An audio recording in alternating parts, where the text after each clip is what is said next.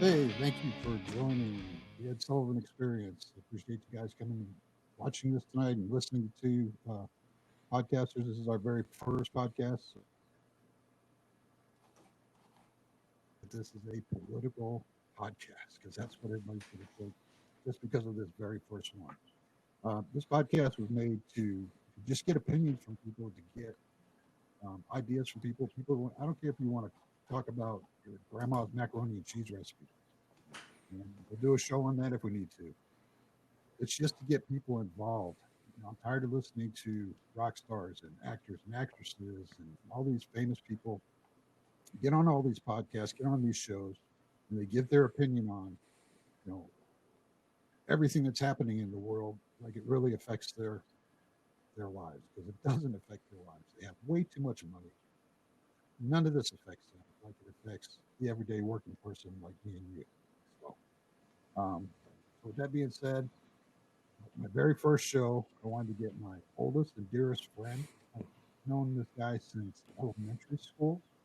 And that's a very long time to know somebody. He's been my best friend since elementary school. He joined the Marine Corps. So he's a Marine Corps vet, and I want to thank him for his service. He knows so proud when he did that. And now he's in, where you living at now? Kansas City, Missouri. Missouri, that's right. God, old age. We lost touch for a little while. We hadn't seen each other in quite a long time. And then we kind of lived in the same state for a lot of years and didn't even know it.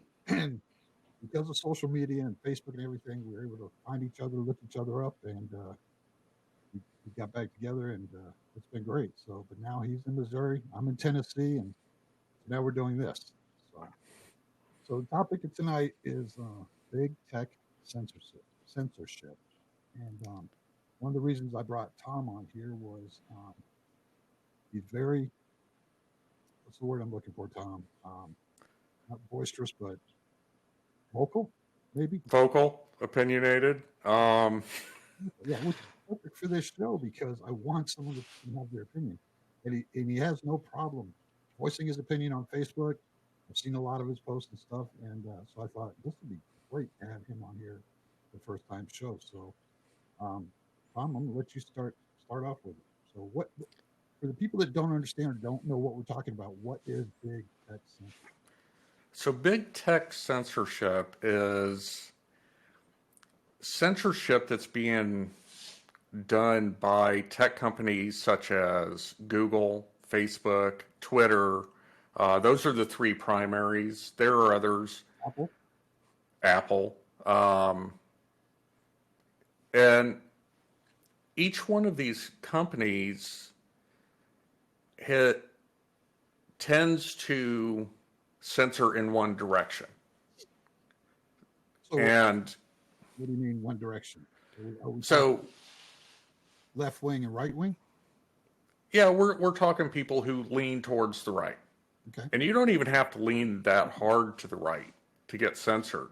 You just have to voice your opinion, and that will get you censored. So, sort of like this show. So yes. It's funny that we're broadcasting this show live on Facebook, and I wanted to broadcast it live on YouTube as well. And for some reason, YouTube's telling me, oh, we can't do that right now. It's going to take 24 to 48 hours for you to do that. And I just found it real funny that this topic of today's show is the reason I'm thinking. Is that one of the reasons that maybe I'm being censored? Could that be it? It could be. Now, in the case of YouTube, they do tend to filter their stuff quite a bit, especially for new content. If you're an established content provider, say you're Candace Owens, somebody like that, they know what your content is. You're going to go on live. Right. But if you're Donald Trump, I'm just Oh, saying Donald if Trump. you're Donald Trump, you're Satan, and you've just been banned because you're evil. Okay, and I just want Um, to make sure of that because I know everything in the world has been about Donald Trump lately, and now with well, Joe Biden yes. becoming the president, how much is he going to be censored? Do you think? Oh, I think it's going to be a total lockdown. I think he's actually going to have to establish his own tech footprint in order to get his opinions out. Trump or Biden? I think Trump is. I think Trump will probably partner up with some of the tech companies out there that are getting censored by other tech companies. In one case, Parler. So Parler is a competitor for Twitter. And I had moved to Parler, really didn't pay much attention to Twitter. I personally think it's a cesspool. Some pretty nasty stuff on there. But the Well, only stuff they filter is anything to lean to the right. right. What's funny is we use this stuff daily. You know, Mm-hmm. I use Twitter to try and promote my format that I'm doing right now. You know, so I've got on Parlor. I had a hard time getting on Parlor. There's MeWe now. There's YouTube, Facebook. I just found one today called Twitch. Yep. Never even heard of that one. So, but there's so Um, many out there that people don't even know about. well, and that's the thing about establishing something early and becoming a brand is that you really do block out all your competition. Right. So there are competitors to the big boys. So you have Rumble, that's a competitor to YouTube, and you've Right. got. It's actually a pretty nice site, and it's very similar to YouTube. They're a content provider. Um, they just don't have the traction yet. Right. You have Parler, which was, I think, Twitter's main competitor, and they've been completely shut down. I Well, mean, Apple. I just read something today about Apple stating that they didn't remove them because of censorship, which is hard to believe. Why would you remove them? yeah, they're saying that that's not the reason, but it is the reason, and it's the same reason that Google removed them from the App Store. It's the same reason that AWS, Amazon Web Services, which was their hosting platform, Right. completely removed them, shut them down. And you can't look at it and say that it was anything other than censorship. Because if you really listen to what was being said by Google, by Apple, by AWS, they all said that Parler was not policing their members and what was being said enough. Well, if that's the case, then they should deplatform Twitter. But Twitter has some absolutely vile stuff on it. but don't isn't that what free speech is about though? Well, it's supposed to be. And that's the thing is all these companies have what's called Section 230 immunity. So it gives them immunity for things that their users put on their websites. There's some limitations, but for the most part, it gives them, carte blanche immunity. Right. And the reason that they were given the immunity is because they weren't considered publishers. They were considered platforms. Well, that's all changed now. So now what you have is these companies are publishers. When the second you start to edit content, that's when you become a publisher. So as far as I'm concerned, they should no longer get this immunity on 230. Right. Well, me as Joe Public, when I sign up for Twitter or Facebook or MeWe, or any of these social media platforms, I'm signing up with the knowledge, thinking that I can go on here and say what I want to say. Yeah, but you're not reading the fine print of their terms and conditions. So the agreement you sign gives them a lot of power over your content. Which And I can't join that unless I sign that. correct. Well, that to me, that's not free speech. That's them telling me that, That well, that you can go on means my platform and say what you want to say, but you can only say what I want you to say, and you have to sign this waiver, basically saying you're not going to do anything that I don't want you to do. correct. And that's what makes them now publishers. Is they're dictating what content you are allowed to actually put out there. Now, when you get to the freedom of speech aspect, I'm kind of two minds of this. Now, they are private companies, they can do what they want. I'm fine with private companies doing what they want, but at the same time, they shouldn't get this immunity if they are actually editing content because they are now publishers. And so if it's a true free speech platform, and it's nothing but a platform for people to post on, well, all this speech is protected under the First Amendment, no matter how offended anybody ever gets about what's said. So that's the point I want to make. There is, how do you control or stop, like, hate speech from something like that? You don't. So it's somebody's right to post whatever they want to post. Absolutely. Now let's get down to what the founding fathers really were looking at. Now, they never anticipated the insanity of social media. Right. But what they did see is that the only way that we can function as a free society is to be able to voice our opinions, even if our opinions are wrong.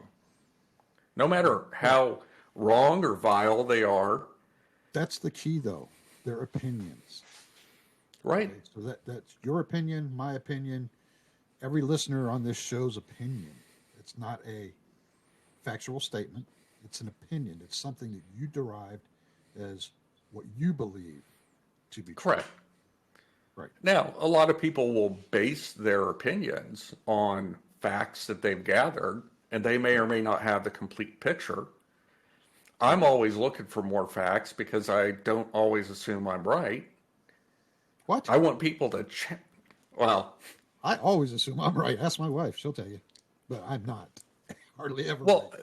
but how do you know you're right if your beliefs aren't challenged? Correct. Correct. And that's, again, that's one of the reasons I wanted to do this show, is to get opinions. And I was hoping that this show I'd put out there, I want to get some guests on here like you, and I also want to get audience members in here to participate during the show, because me and you might have the same opinion. So we're really not challenging anything else for other than that. So hopefully, as this show builds, we'll get some people on here too, where we can have some good dialogue, some good debate. And like the premise of my show says is, if we don't agree, it's our opinions, and we can agree to disagree at the end of the show. That's all. Absolutely. And that's the thing. And if you've ever read any of my posts on Facebook, you know that one of my sayings is, you don't have to think like me, but you do have to think. Yep. And key. Yeah, it's not about feeling. Feeling's important. I mean, you got to have emotional stake in things. But thought ultimately has got to be the thing that drives your opinions, your thought processes. You have to look at things analytically. And it's great to have feelings. It's great to, have that, need to help other people, to want everything to be better. We all do. I think everybody really does have inside of them that desire for things to be better for their family, for their country, for people less fortunate than them. Right. But it all comes down to what accomplishes that end. And just because somebody says that something they're going to do, especially politicians, you know, anytime they say, oh, well, I'm going to do this and it's going to solve this problem. Well, think about it. Really tear it apart, because you have to understand that politicians, especially, have no vested interest in actually fixing anything. No, because if they did, you wouldn't need them. Absolutely. Right. They need problems to promise to fix. But once they fix the problems, then it's like, okay, what do we need you for? Yep, exactly. What do we do now? So, and that, you know, and that's a big part of what this country's always been, though. Oh yeah. I mean, You know, politics. That's why I think, you know, and you can hate him and you can love him or whatever, but that's Donald Trump he wasn't a politician. You know, he went in there. You could bank on what he was going to say, and he would say a lot. He would tweet a lot, which to me was kind of scary. well, it made you cringe at times, and that's the thing with Trump with me is I look at this guy and I'm going, okay, he's boisterous, he's obnoxious at times, he's not well polished, and yes, he's definitely not a politician. If he was a politician, he would have been doing things a whole lot different. Exactly. But what he did do is he got in there and disrupted the system of the good old boys, the power players, all benefiting themselves while making promises to the rest of us that they never deliver on. Correct. It's the same every 4 years. Every 4 years, it's the same. We're going to do this. We're going to do this. We're going to do this. And nothing happens. Well, things actually did happen with Trump. I mean, if you look at his record, and he did it with dealing with the Democrats. So why did he not get reelected? I think it comes... In your opinion, again, this is an opinion show, so yeah, in your opinion, and I'm sure there's going to be people that disagree with us both through this whole show. But okay, so there's two things here that I'm going to put out there. First of all, let's talk about the state of our country and the division. Nobody voted. This is the worst I've ever seen it or heard Absolutely. read it since going to the Civil War. Mm-hmm. There's you look at the country now and you go, are we heading for a civil war the way this is turning out to be? I mean, this is crazy. I hope not. Yeah, me too. But I couldn't say that I'd be shocked if it happened, which is scary. But we've gotten to the point where Joe Biden got elected not because of Joe Biden. He didn't run on anything. No. Nobody can point to something and say, hey, this is why I voted for this guy. They voted against Donald Trump. Trump, exactly. And the way I look at it is... And people are saying that's how he got elected, because they voted against Hillary Clinton. I think they voted against the system. I think Hillary was part of the system, and yes, they voted against Hillary. I'm just playing devil's advocate for the other side. I agree. I absolutely agree that people voted against Hillary. I think there was a certain amount of people who voted for Trump. They really did believe in what he was putting out there. And if you got past a lot of the hyperbole, a lot of the boisterous stuff that he said, his actual policies were good for the country. Right. And people were able to, people are smart. And that's what politicians don't understand is most of us are actually pretty smart. We see through the BS. We see through a lot of this stuff. And we can filter out the political stuff and just get down to what people really are telling us. And yeah, I think this election was about the hate of one man. And where's that gonna lead us for the next 4 years though? I mean, you already saw what happened at the Congress. Which I find despicable, but not surprising. And let's think about this. For months, we saw nothing but riots and looting and burning. And our media was telling us, hey, this is just mostly peaceful protests. You've got a few radicals here. Right. But we all saw the pictures. We knew better.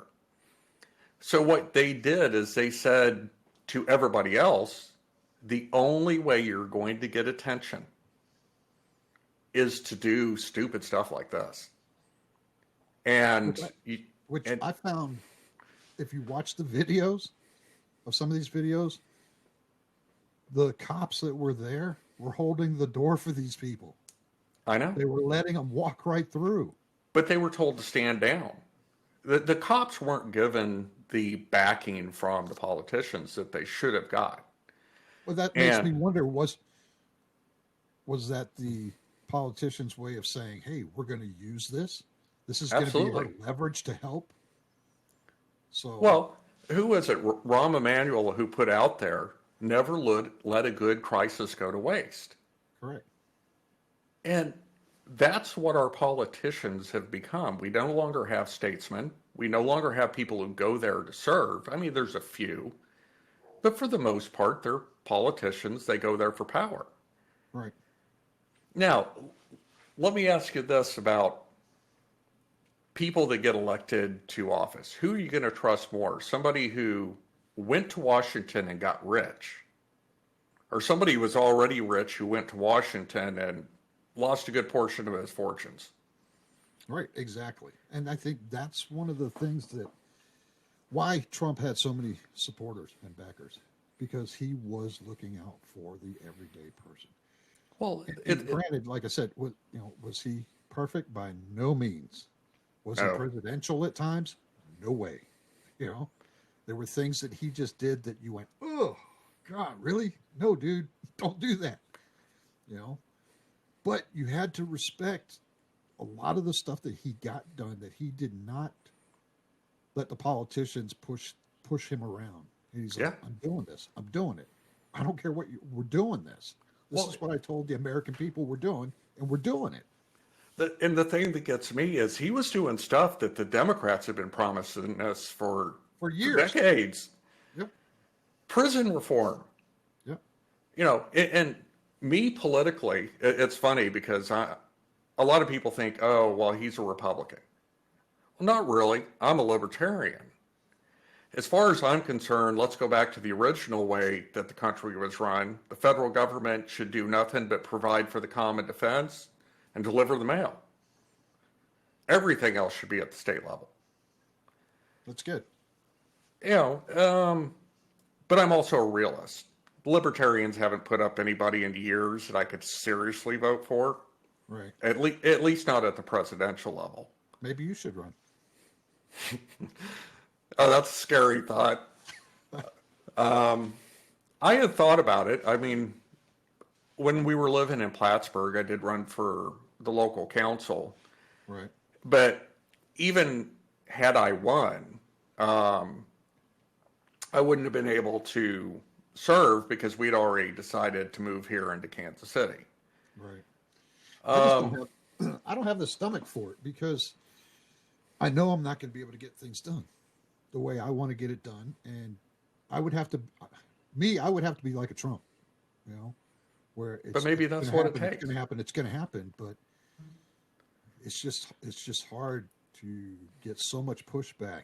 You know, I'm so curious to see what the next 4 years is going to bring. I know everybody is all happy because we're going to get another $1,400, but I don't think people realize where is that money going to come from. You know what? They're printing it. They're printing it now. I It's understand that, devaluing our dollar, but and, that and it's just putting us exactly. further and further into debt. So people don't understand. Here's what it really is. So the government's reaching around, grabbing your wallet, pulling $1,400 out of it. Well, actually, they're pulling like $2,000 out of it. Right. They're putting your wallet back, and then they're handing you 1,400, and they're pocketing the other six. You know, and it's like, what do people not understand that this is a shell game? Well, You, we provide the money. So correct. if they're just giving us back our own money, but they're filtering, you know, they're skimming off the top, why don't, instead of giving us money, give us tax breaks and say, well, you just keep your money and never send it to Washington. Give me my Social Security that I paid out. Give me that. Let me invest my own Social Security. Oh, let me opt out of Social Security and just invest myself. Correct. And yes, I am totally for that. Give me what I've already gave you. Give me all that money. Let me invest it. Let me do what I want with it now. Because every time I turn around, it looks like the age limit's going up and up. I'm going to be like 92 before I could actually retire. Yeah, And and you I'm won't ready to get a retire now. check. You know, you won't get a check when they issue your first Social Security thing. It'll be a bill because at that time they'll be in the Yeah, hole. yeah, exactly. They're going to be like, oh, remember that $2,000 you got in 2021? We're going to need Yeah, we're that back. collecting with interest now. Right. Yeah, we're going to need that back. So, man, Yeah, you know, 50% interest compounded, you know, daily. right. Well, I appreciate you coming on this show. Any other topic you'd like to bring up while we're in the throes of this? Well, one of the things that kind of drives me nuts right now is the division in the country. And it's because we are not talking to each other. Yep. I have people that are family or friends that are on the left. And I always try and engage them. And quite often, they just get upset with me. And it's just because I want to engage them in conversation so I understand why it is they believe as they do. Not that I'm trying to convince them to believe as I do. So what And do they say? What do they say? very often they don't respond and they let their friends who happen to be like far left respond to me, and then their friends start calling names, and it's like, well, I didn't. Why are you doing that? Let's have a discussion. Yeah, let's have a discussion. You can disagree with me. I'm fine with that. Exactly. It's just let's talk about it, because unless you start talking stuff out, you're never going to get anything resolved. Exactly.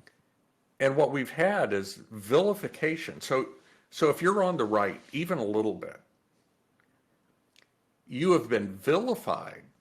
You've been deemed as evil, so that your opinion doesn't matter. It doesn't matter what your opinion is. You're evil, therefore whatever you say is null and void. That's where we've gotten to as a country. But the left is probably saying the same thing. To But me, how I think the one that we need to blame the most for all this division is the media. So the absolutely. media does not play it straight at all.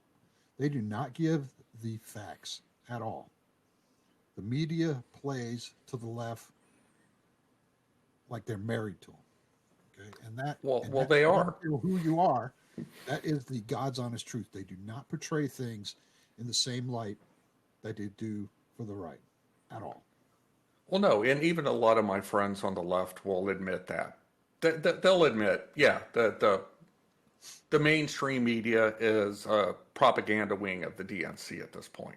So how do you fix that? How do you change that media? I mean, a lot of people are, a lot of people vote. A lot of people look at the left, look at the right. They look at society. They look at everything that happens through what the media tells them. And a lot of people still to this day believe the media. But that's how you fix it is you talk to your neighbors. You go out and you talk to people. And you counteract at least some of that. You're not going to be able to counteract it all. Now, there are alternative media out there that either play it straight down the middle or lean a little to the right. You've got Fox News, and their opinion shows tend to lean to the right. Their main news is not if you ask Trump. Election night, he was not happy with Fox News. Well, but who was handling their election night coverage? It wasn't the opinion people at night. So it wasn't Tucker. It wasn't Hannity. It wasn't Laura. So their mainstream part of their main news people are to the left. I mean, it all came out in the election. The first debate. I mean, that was insane. That was just a joke. The first debate. And when I saw that, I'm going, okay, well, they're not even pretending now. Right. That's the thing. But how can society today believe what the media is telling them? I mean, because I still hear people talk about, but I still hear people say, "Oh, it's got to be true because the news said it." Well, it's not. Well, no, it's not true. The only way you counteract any of this is to do your own, your own investigation into the facts. But people don't want to do that. We have become a lazy society of, we don't want to do that. We want to, everything we want to do, we want to get from social media, which is censoring, exactly what we're talking about tonight, censoring what's coming through there. We want to listen to the news. We don't want to do the research. We don't want to have dialogue. We don't want to have debate. We don't want to, a lot of times we don't even want to be involved in it. It's not my mess. My mess. You know how we got here, though? You can't totally blame this on social media. This is our education system. Correct. Our education system is graduating people that don't have the literacy of, an eighth grader. We stopped teaching them how to write. Well, to read, to write, to think, they no longer teach analytical thinking. Here, memorize these facts, or memorize what's in the book, not necessarily facts. Exactly. And even at the college level, it's an indoctrination camp. They lean so far to the left at this point. And you see videos come out all the time of professors who just spout this insanity and this pure hate. And I look around and I'm going, how can you think of your neighbors that way? I mean, exactly. Well, these this aren't. country was founded on people from all walks of life. Absolutely. Okay? That's how we were. We came from all walks of life. And now we are dividing every walk of life. White, black, gay, lesbian, everything. All of a sudden, everybody has to have a title, a label, and be separate. Identity politics. Correct. Why can't we just be United States citizens? Why can't we just be human beings? Why can't we just be people? Why do we have to have a label in society today? I know the reason. And people are not going to want to hear this. The reason that we allow ourselves to be divided into groups and to be labeled is so that we can point to some other group that's somehow been identified and blame them for our situation in life because we don't want to own up to the fact that it really came down to all of our own decisions. Our decisions put us where we are in life. Your skin color, your sexual preference, your religion, your ethnic background may play slightly into it, but ultimately everything's your decisions. Correct. Everything you decide in life. How soon you get married, how soon you have kids, whether you do drugs, whether you educate yourself, where you live. See, that's the thing that drives me nuts is people talk about, oh, well, I can't find a decent job. We're not willing to move. There are decent jobs someplace else. You live in a depressed economy in your particular area. Well, I can't leave my family. People that don't want to work, those people that I see every day sitting on the side of the road with a sign that says, help me, help me, help me. Okay, well, get off your ass and go apply for a job at McDonald's. Okay, because they will hire anybody. Trust me, because anybody at McDonald's can fuck up your food just like anybody else can. Yep. Okay, so it doesn't matter who you are. Okay, I don't feel sorry for those people. You need to take care of yourself. I do to a certain extent, but here's why. Not for the reasons most people would think. I feel sorry for these people because they deprive themselves of one of the things that gives you meaning in life. One of the things that, in my case, gives me joy. I love what I do for a living. Your work helps define who you are. Right. And if but you do something, there's no excuse. I'm sorry. There's no excuse to not be able to do it. Okay. Prime example right here. You're talking one right here. Dropped out of school in 8th grade. Okay. Hitchhiked from Virginia to Texas at 15. Lived on the streets. Ate out of garbage cans. Okay. Came back, found my way, did what I had to do to educate myself, get my high school diploma. Went to work for Lockheed Martin Aerospace.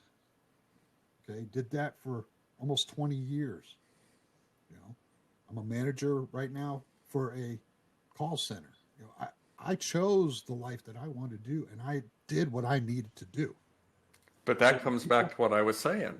You made choices. Correct. So when I see people sitting on the side of the street wanting money from me, those are the people that I look at and go, look, dude, I had it just as bad as you. I grew up in an abused home. I didn't choose to beat my wife. You need to make those decisions. You need to get off your ass and take care of yourself. So, well, I understand what you're saying. And I get it. I really do. And one thing that I do understand about some people when they get into a situation where they're homeless is it's overwhelming. Some people aren't emotionally strong and can just pull themselves up, by their own bootstraps and get going again. But when you see the same person that's been sitting on the side of the road for 2 years, yeah, how much are they really trying? What are they doing? Well, no, and my wife's yelled at me. She said stuff to me because I've given people $20 because they needed for gas. Some kids broke down in Walmart or something, or I've given some homeless people money too sometimes, or I'll buy them some food. If you want some food, I'll buy you some food, But it's that point of, okay, why are you here every day? Why are you not out trying to help yourself? Because it's easy. They've gotten themselves into a situation where the easiest thing is to just go there on that street corner and hope enough people give you enough, money to go out and, buy food, buy drugs, buy booze, whatever it is you're in a need for. And I think a good deal of it too is mental illness. And I know there are enough truly mentally ill people out there on the streets these days that we are not taking care of. No, we're not. We're not taking care of a lot of things. But again, this brings me to that point of saying what we were talking about of people not helping themselves and people just doing what they want to do and believing what they want to believe. And a lot of that is listening to the media Mm-hmm. saying that this is the way it's supposed to be. This is what's going to happen. Well, and a lot of my friends on the left, a lot of my family, they look at it like we're a really rich country and we should be able to take care of these people. And what they don't understand is by no other way to put it, just to piss away all this money to foreign countries, to people who aren't citizens, and not take that and direct it to helping people in our borders. To me, Right. that's insane. How can you look at it and go, well, we're a compassionate country and we should take care of these people, but we do things that prevent us from doing it? Well, and we'll take care of everybody else's problems, but we won't take care of our own country's problems. Right. I mean, how many homeless vets are out on the street? Correct. You There know, should not be not one homeless vet on the street. There no. should not be. How many homeless children are on the street through no fault of their own? Correct. And we should be taking care of these people.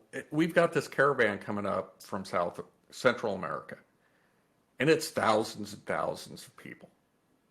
They're going to hit our border, and if Biden, you know, if he lives up to what he's promised these people, he's going to let them in. So now we've got more people in our country who are coming here with nothing. And Well, we're not taking care of the people that are already here. it sounds to me like Jimmy Carter Mm-hmm. letting everybody from Cuba in. And Fidel went, okay, let me open up the prisons. And everybody came here. So if we open up the borders like Biden wants to do, what do you think is going to happen? Oh yeah, there's going to be a mad rush of, you know, people who truly want to come here, and then there's going to be a mad rush of the people we don't want here, because yes, Central and South America are going to open their jails and go, hey, go to America because we don't want to deal We with don't you. want you here. Yep, exactly. Boy, we Now, got way off topic, didn't we? well, but That's what I you love know, about this show. stream of consciousness. You know, one topic leads to another, and Exactly. And that's, it's been a while since we've talked. So, you know, wow.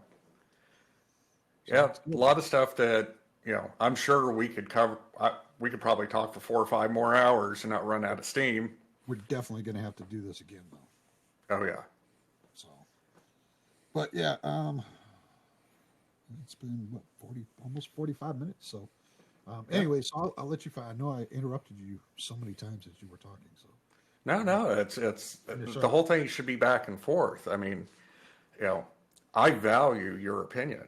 I And mean, I value yours too, and I value everybody that listens to this show's opinion. So hopefully, we can get some more people on this show to really.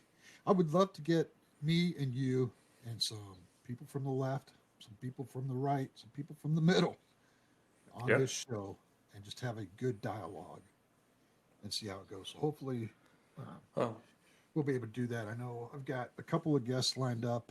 I'm working on some more. I actually got one guy who he's used to work with me and now he's wrestling. So I don't know. We're going to talk about wrestling. So that'd be that's the cool. thing. I want this show. Yeah, I want this show to be about whatever somebody wants to talk about. So anyway, so what else did you have to say? Just that I'm glad you're doing this. I mean, I've known you for 46 years. Yeah, Yeah, I think we met when we were 10. yeah. Um, We're real young. yes. And this to me is something you're meant for. I mean, Yeah, I remember times you just take over, you know, um, parties, whatever, and just have people rolling. it's what I do. So Yep. hopefully this show will take off, but I'm going to keep doing it. So I like this premise. Hopefully the pandemic will settle down. Everybody is starting good, and I can actually have live guests in the studio. I mean, I like this remote thing because it's great. Because like I said, I was able to have you on here as my first guest, so that's fantastic. And I am so envious of your guitars in the back. God, man. So I have Well, this. the collection slimmed down a lot from where it was at one point. It was insane at one point. Yeah, I'm actually down to 40. well, what are you going to do? You can't take it with you, right? So. Yep. All right. Well, I appreciate you being on the show. I appreciate everybody that listened and watched it live on Facebook. We will be posting it on YouTube probably tomorrow, if not later tonight. I'll try and get it on there. I got to do some edit on it, and then wherever you listen to your podcasts, I'll be posting it on there too as well, and I'll put out links for everybody. Subscribe to my YouTube. Please download the podcast and whatever you got to do on there, and keep watching because every one of these shows I'm going to be doing live, and I'm definitely going to have Tom back on here again. So, Tom, I appreciate it. Tell your wife I said hi, and thank you for her letting you loose for a little while and getting on the show. All right. All right. All right, buddy. Thank you, sir. Have a good night, everybody.